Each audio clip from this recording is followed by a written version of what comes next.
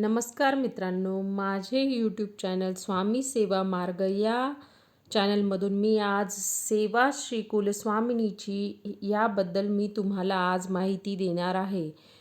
तेव्हा कुलस्वामिनीची सेवा कशी करावी हे तुम्हाला मी आज सविस्तर सांगणार आहे. कुलस्वामिनीची सेवा कुलस्त्रीने करणे अगत्याचे आहे. सर्व सौभाग्यवतींनी कुलदेवीची सेवा करणे गरजेचे आहे. तसेच कुमारिकांनीही कुलदेवीची सेवा करावी. इतर स्त्रियांनी संस्कृत सप्तशती शिवाय कुलदेवीची सेवा करावी. महाराष्ट्रातील प्रमुख कुलदेवता तुळजाभवानी, कोल्हापूरची महालक्ष्मी तसेच माहूरची रेणुका देवी या आहेत. श्री रेणुका माता व तुळजाभवानी मातेचा उपवास मंगळवारी करावा व कोल्हापूरच्या महालक्ष्मी मातेचा उपवास शुक्रवारी करावा. पुरुषांना देवीचे उपवास करणे जरुरीचे नाही. सर्व कुलस्त्रियांनी अश्विन व चैत्र नवरात्रात 14 पाठ श्री दुर्गा सप्तशतीचे करावे. नित्याच्या सेवेत 1 माळ नवार्णव व 1 वेळा श्री सूक्त म्हणावे. सवय असल्यास दुर्गा सप्तशतीचे 1 पारायण आठवड्यातून एकदा तरी करावे. रोज कुंजिका स्तोत्र 1 वेळा वाचावे. ग्रामदेवता व कुलदेवता यांच्यात फार फरक आहे.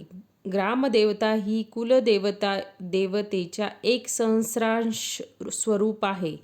म्हणून 5 ते 10 वर्षांनी जोडीने एकदा तरी कुलस्वामिनीच्या मूळ स्थानावर जाऊन यथासांग सन्मान करावा.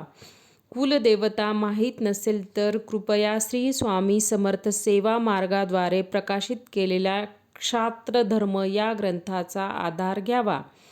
5 ते 10 वर्षातून एकदा तरी घरात नवचंडी याग करावा. आपली कुलदेवता कोणती आहे हे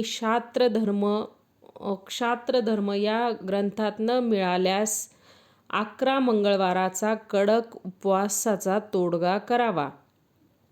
चुकीच्या कुलदेवतेची पूजा केल्यास म्हणजे आईचे सोडून मावशीचा पूजा सन्मान केल्यास मूळ कुलदेवतेचा कोप होतो व त्यामुळे आपल्या घरात कलह, आजारपण वगैरे अशा गोष्टी होत असतात.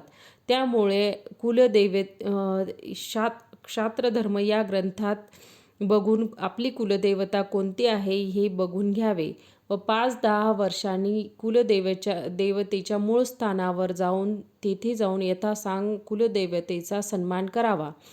व आपल्या घरी जरी आपल्याला कुलदेवतेचे नाव माहीत नसेल तर 1 माळ श्री कुलस्वामिनी माता की जय असा जप केल्यानेही कुलस्वामिनीला तो पोचतो.